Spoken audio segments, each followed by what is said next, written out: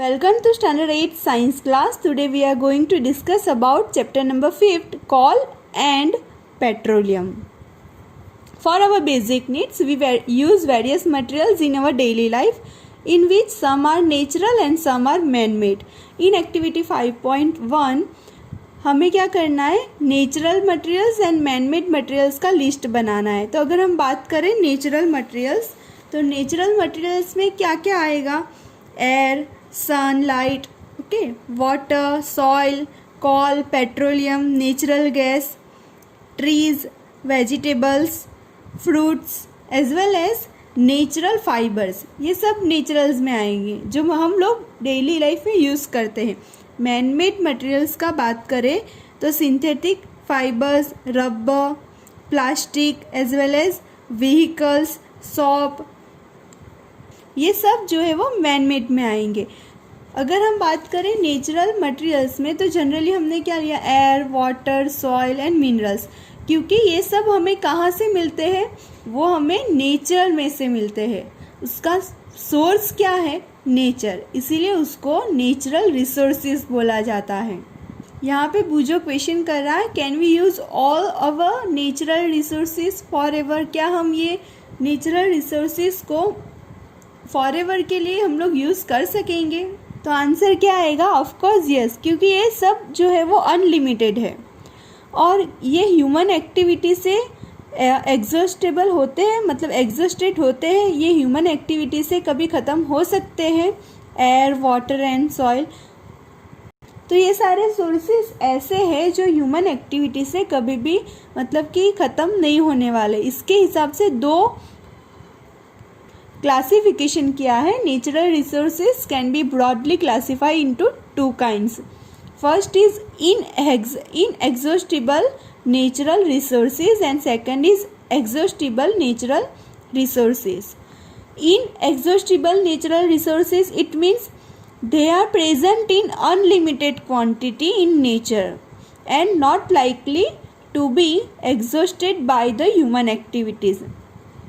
Unlimited quantity में है and कभी भी ह्यूमन एक्टिविटी से वो लोग ख़त्म, मतलब ये जो सारे सोर्सेज है वो ख़त्म नहीं हो पाएंगे.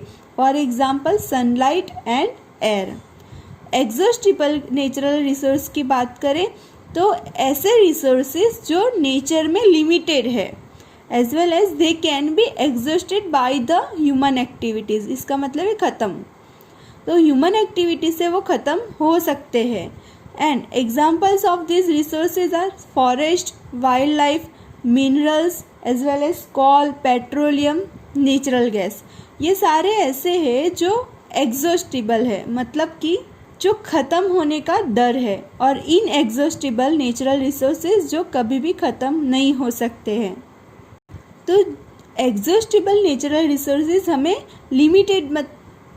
लिमिटेड है, मतलब उसका यूज़ हमें बहुत ही केयरफुली करना है.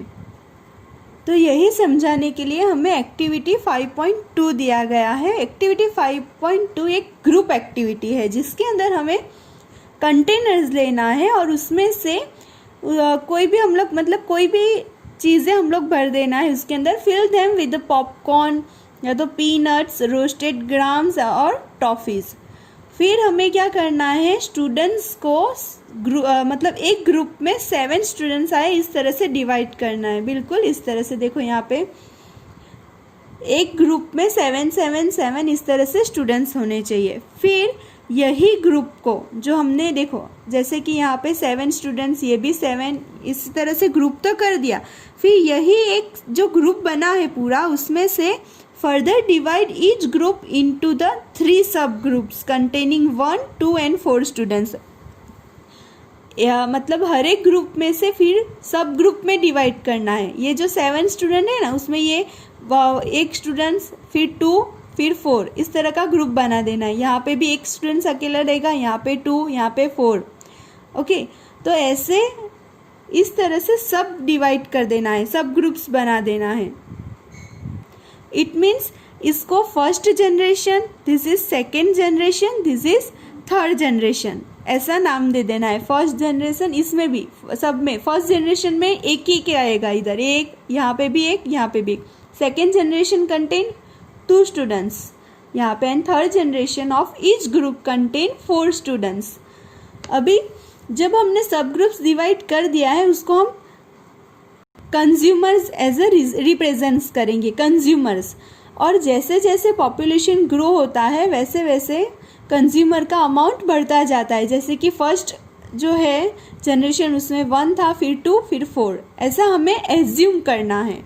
फिर हमने जो कंटेनर्स में जो भी चीज़ फिलअप किया है ईटेबल आइटम्स वो हमें टेबल पे रख देना है और पहले सारे ग्रुप में से फर्स्ट जनरेशन को खाने के लिए बोलना है। यानी कि हमने जो ग्रुप बनाया है इस तरह का उसमें से जो फर्स्ट जनरेशन में कितने हैं 1 स्टूडेंट्स है उसको खाने के लिए ये बोलना है कि जो भी हमने कंटेनर्स में फिलअप किया है वो। नेक्स्ट अभी क्या करना है, सेम ही चीज़ करना है हमें। अभी सेकेंड जनरेशन को क्या करना है, now ask the second generation of consumers from each group to do same. अभी सेकेंड कंज्यूमर्स को हमें बुलाना है, सेकेंड जनरेशन के कंज्यूमर्स को। अभी मतलब पहले एक स्टूडेंट्स खा रहा था हर एक ग्रुप में से, अभी कौन खाएगा, ये जो सेकेंड कंज्यूमर में 2 स्टूडेंट्स हैं वो उनको खाने के लिए आने बोलना है। और उसके साथ में हमें जो कंटेनर्स में जो ईटेबल्स आइटम्स हमें रखी है वो भी ऑब्जर्व करते जाना है। अभी देखो हमने जो कंटेनर में रखा था वो हर एक ग्रुप में से एक स्टूडेंट्स आके एंड बाद में 2 स्टूडेंट्स आके खाएंगे।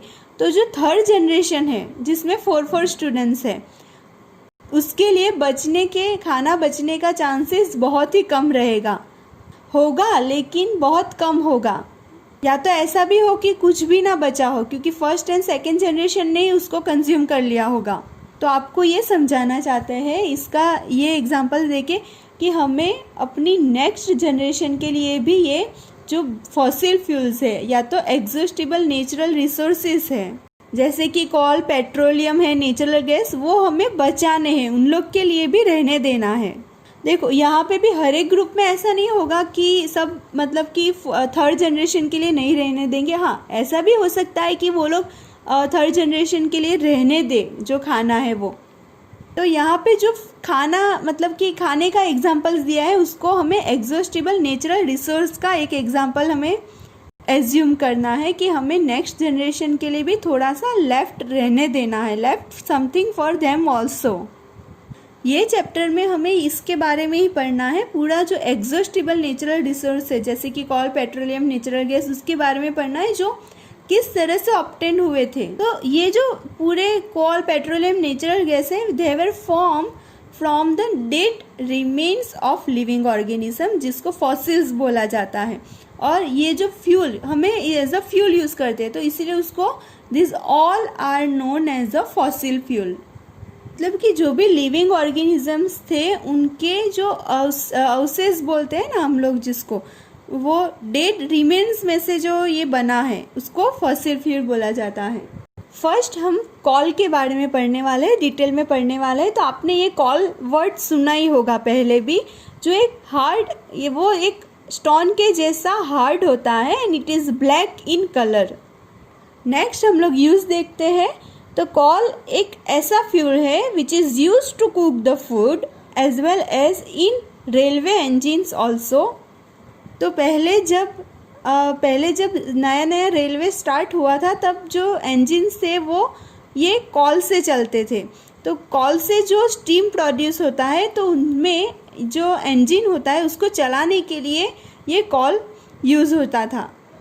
And it is also use in thermal power plants to produce the electricity. Thermal power plant क्या किया जाता है, जो कॉल होता है उसकी स्टीम से टरबाइन को चलाया जाता है और ये टरबाइन जिससे चलता है उससे इलेक्ट्रिसिटी प्रोड्यूस किया जाता है।